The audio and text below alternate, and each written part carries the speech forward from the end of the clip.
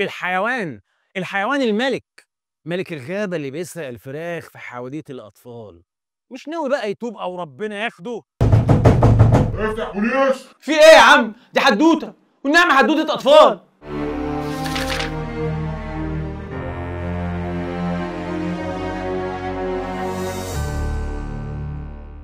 ومرة تانية مع كتابة منع لفترات طويلة وفي عدة دول، مرة تانية مع العبقري جورج أورويل اللي كنا عرضنا له قبل كده رواية 1984. الحلقة دي هيتحفنا برواية عالمية اسمها مزرعة الحيوان. الرواية 192 صفحة حدوتة، قصة زي بتاعت أبلة فضيلة، لكن اللي يفهم ويستوعب. الأنظمة المستبدة بقى فهمت الحدوتة وجرمت الكتاب، واللي يقراه برضه كان بيتمسك في فترة من الفترات، مع إنها حدوتة زي حواديت الأطفال، لكن المستبد ما بيستحملش. يا عم ده معظم الناس ما بتقراش، واللي بيقراه ممكن ما يحلش رموز ولا يفهم مغزى الحدوت. لا، المستبد يخاف من حتى ولو واحد بس يفهم.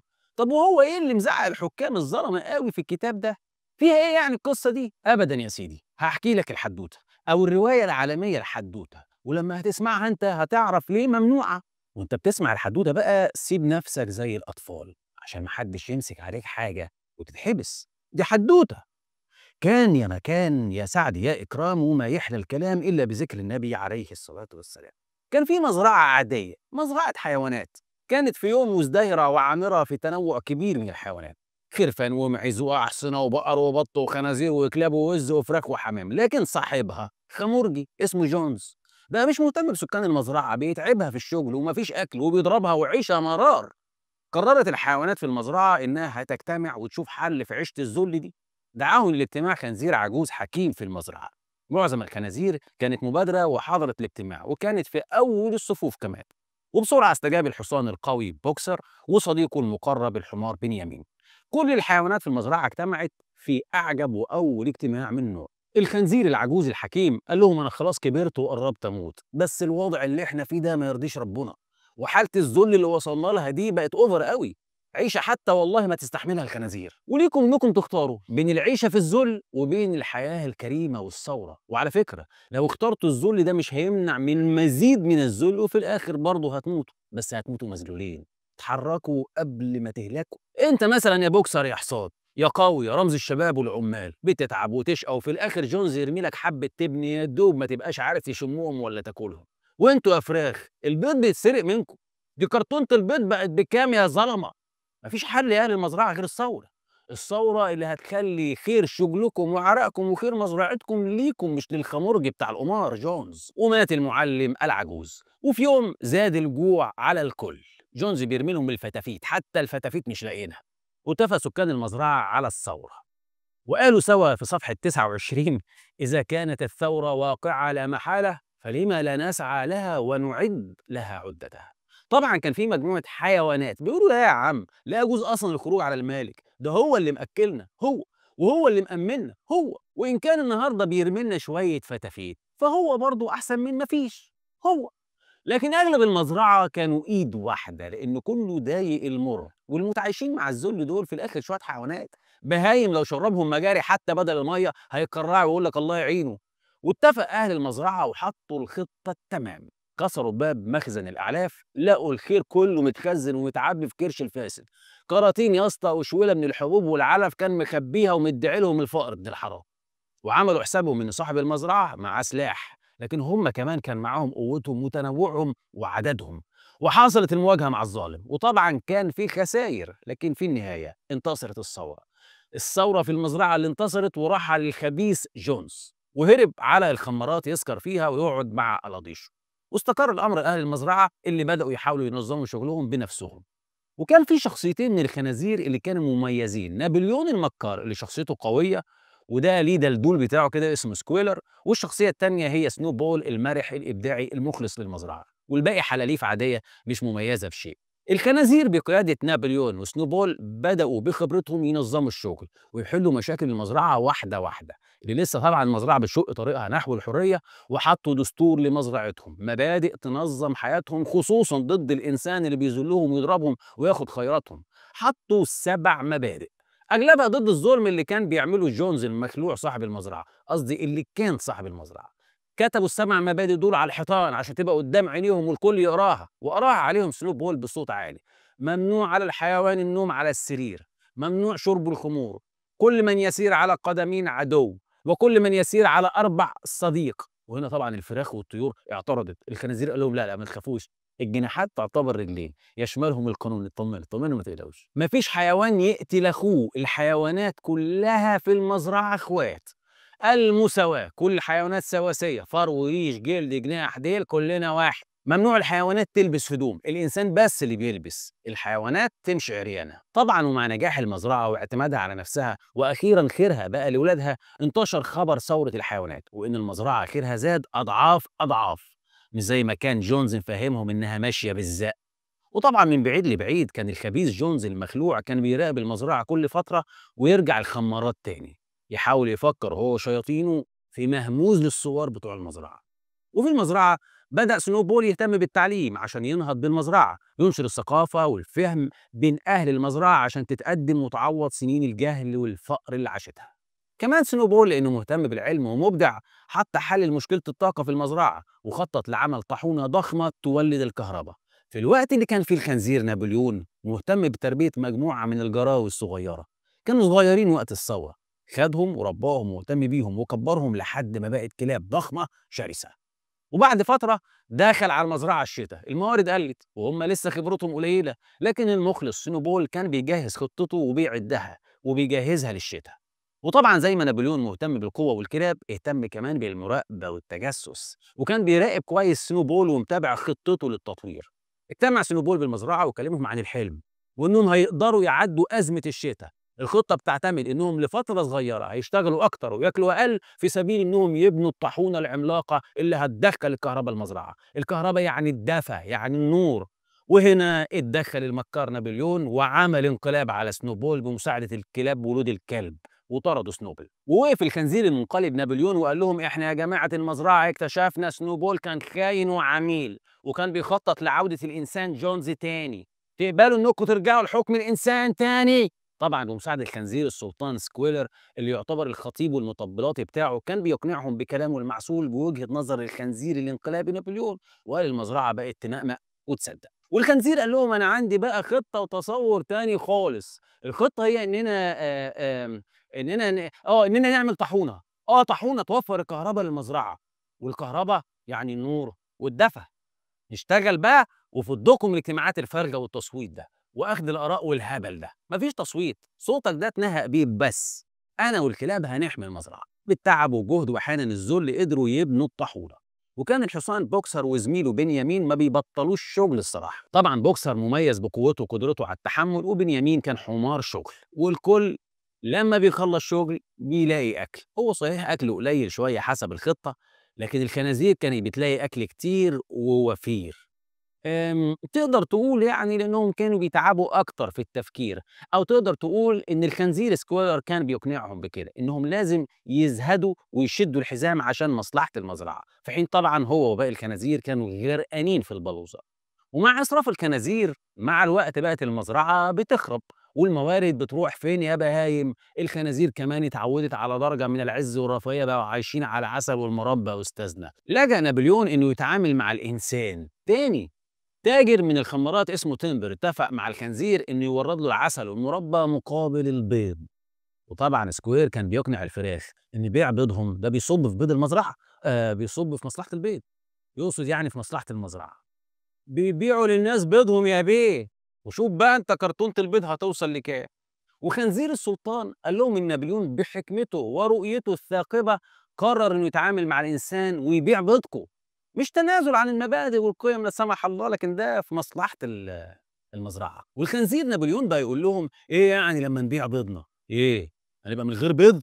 ما يبقى من غير بيض، المهم نبقى كده كده. ونشفت يا معلم على الجميع، بيض ولبن وصوف وكله بيتباع قدام عينهم حته حته، وفلوس داخله المزرعه قد كده وما ينبهمش منهم حاجه. بالعكس ده كل ما حاجه في المزرعه بتتباع الفقر والمرار بيزيد اكتر واكتر. كل شويه يقولوا لهم: اكتشفنا غيط برسيم، والفقر يزيد اكتر. اكتشفنا منجم قمح والفقر يزيد اكتر. اكتشفنا حقل شعير والفقر يزيد ويزيد. وطبعا كان في شويه بهايم ولود بهايم مصدقه الانجازات بتاعه نابليون وتطبيل الخنازير. المزرعة بتضيع، بتتباع حرفيا. يعني كل الانجازات والاكتشافات دي وما فيش اي عائد على سكان المزرعه. ده انتوا بيعتوا الفراخ بيضها. الفراخ اعترضت بقى على سرقه بيضها، بداوا يرفضوا ويجتمعوا ويقاوموا ويحدفوا الخنازير بالبيض. بس للاسف الفراخ لوحدها بس هي اللي اتحركت. كله كان قاعد بيتفرج، فبانت كانها مطالب فئويه او مطالب فراخيه، ثوره فراخ. فما كانش من الخنزير ابن الخنزيره الا انه يستخدم كلابه وقوته الغاشمه في قهر الفراخ. ما هو برضه الفراخ داجنه ومدجنه وملهاش في المقاومه. الفراخ في الاخر شغل حظاير. يعني اللي متربي على الريش والرقود هيعمل ايه في ميدان المواجهه مع الخنازير؟ انت في الاخر داجن هينتفك. لانك كفرخه مش في منهج تربيتك الثوره. انت كبيرك تعترض، تبيض، تكون معارضه، لكن مقاومه ومواجهه وراثك مش هتشيلك. اعدادك النفسي والتربوي كفرخه مش مساعدك، ولو حاولت هتلاقي اللي يدجنوك ويرجعوك تاني لحظيره الدواجن. تقعدوا مع بعض تنقنقوا تبقبقوا تلكلكوا تتخانقوا مع بعض. الدواجن لا تصنع ثوره ناجحه لان مش في عرفها الثوره. لكن الغريب ان الباقي كان بيتفرج على الدواجن وهي بتتمرمط، محدش بيتحرك، مش عارفين انها بتقرب على الكل وانها رجعت اوسخ من ايام جونز. وفعلا عمل لهم محاكمه واتهمهم بالخيانه وانهم اعداء الوطن، واتهمهم بالتخابر مع جونز وسنوبول، واعتقلهم واعدمهم، وانهارت مبادئ وقوانين المزرعه قدام عيون الجميع. بقى دي الثوره اللي نجحنا فيها يا ناس وتعبنا علشانها. مش بس كده، ده الخنزير ابن الخنزيره غير كمان الدستور وحوله من ما من حيوان يقتل اخوه زود عليه كلمه بدون سبب، والورق ورقنا والدفاتر دفاترنا، واللي مالوش سبب نطلع له 1000 سبب.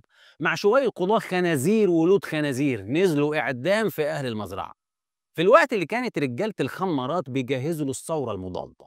وقالوا لجونز اللي كان قاعد عندهم: خلاص انت بقيت كارت محروق يا جونز، دورك انتهى، احنا اللي هناخد المزرعه بنفسنا. وهاجموا فعلا على المزرعه، والحيوانات استبسلت في الدفاع عن ارضها. لكن الخبيث جونز قال لك: عليا وعلى اعدائي، هو انا هطلع من المولد بلا حمص؟ خد معاه صوابع ديناميت وراح مفجر لهم الطاحونه، جاب عليها واطيها واتهدت واتطربقت بعد التعب اللي تعبوه فيها.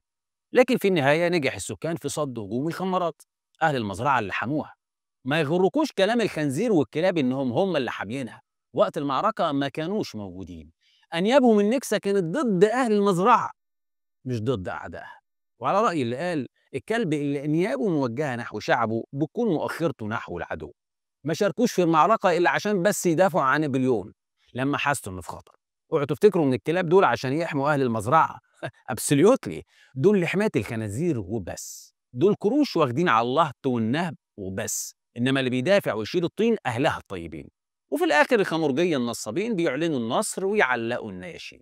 لدرجه ان الحصان بوكسر اتصاب في المعركه وبقى رابط رجله وبرضه بيشتغل. ورجعت ريما لعادتها القديمه، الخنازير نهب المزرعه واهل المزرعه بيعيدوا بنائها من جديد ويعيدوا بناء الطاحونه.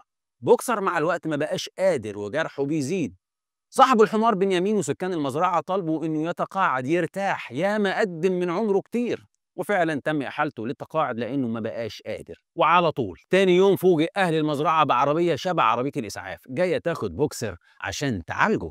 لكنهم فوجئوا انها مش عربيه اسعاف زي ما كانوا فاهمينهم، ده عربيه المذبح.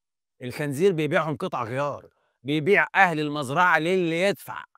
ابن المزرعة بقى له تمن وتمن رخيص، بقى قطع غيار للمصانع اللي ياخد حوافر، لحمة، جلد. مصانع اللانشون والغيرة ما بتقولش لا. أهل المزرعة بقوا بيتفرموا عين عينك، بيتباعوا عين عينك. ما كل مكان في المزرعة بقى بيتباع، اشمعنى أهلها مش هتتباع؟ ووسط ده كله كان في شوية حلاليف برضه مصدقين إنها عربية إسعاف، أو تقدر تقول عارفين إنها عربية مذبح، بس يقول لك: يا عم ما هو برضه يعني بوكسر كبر والحي يبقى من الميت. اتغير الدستور اللي حطوه، واتولد جيل جديد من الخنازير والبهايم ما يعرفوش حاجة عن مزرعة ولا وطن. همهم شهواتهم وكرشهم وإنهم يحشوا زي الحلاليف وبس. تقول لهم: يا ناس المزرعة، الوطن، الثورة، دم الشهداء، يرد الحلاليف ورود الخنازير يقول لك: بس يا خان يا عميل يا عدو المزرعة. لدرجة إن نابليون قال: خلاص حتى الأغاني الثورية بح، واللي هيغنيها هيتعدم. هنألف إحنا أغاني جديدة تمشي مع المرحلة الجديدة. ويوم ورا يوم تجارة نابليون مع البشر بتزيد وفلوسه بتزيد.